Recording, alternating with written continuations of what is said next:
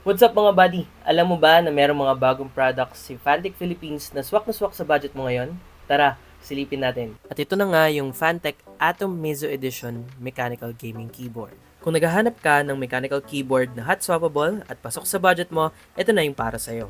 Meron silang tatlong models, the 63 keys, 81 keys, and the 96 keys. Maaari kang makapili sa dalawang color variations na sky blue and navy blue.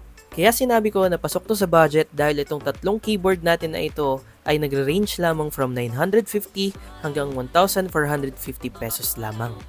So ano pang hinihintay mo? I-check out mo na agad yan. Ilalagay ko yung link sa comment section below.